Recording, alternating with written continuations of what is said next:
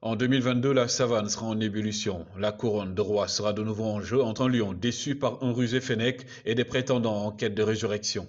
Venu du Sénégal avec un palmarès de 16 combats et autant de revers, malgré le statut de grandissime favori, le lion de la Teranga devra se départir de son hospitalité stérile. Pour une fois, Gaïndé Ndiaye devra manger autre chose que du thieboudienne pour digérer le couscous algérien de 2019.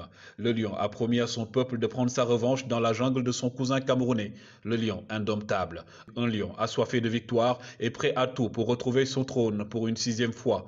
Le géant camerounais aura à cœur de déguster ses adversaires à la saveur du Nolé. Mais le roi Fennec les attend de pied ferme. Il ne compte pas mordre à la poussière en terre hostile. Sa deuxième couronne lui tient à cœur. Il a rusé dans la savane ancestrale pour terrasser à 2 reprises le lion de la Teranga. Le guerrier du désert s'est habitué à la chaleur ouest-africaine et australe. Mais attention au coupé décalé de l'éléphant de la Côte d'Ivoire qui se remémore encore son hold-up de 1990, toujours face à son adversaire préféré, le lion de la Teranga. Il connaît bien ce roi Fennec qu'il avait détrôné 2 ans après son accession au trône. Notre cousin éléphant a plus de 2 Akeke dans sa trompe.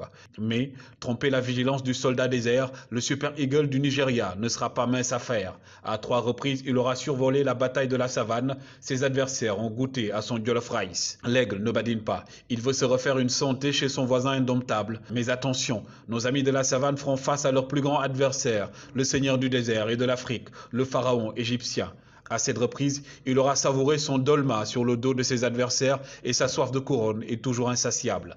Pour accéder au Graal, il faudra passer sur son désert. 2 lions en appellent un autre, souvent pris à dépourvu, le lion de l'Atlas semble avoir retrouvé sa jeunesse de 1976. Son trône lui manque et il s'est promis un plat de tagine à la sauce camerounaise. Une 33e bataille épique où lions et autres animaux de la savane rivaliseront de ruse pour le sacre ultime.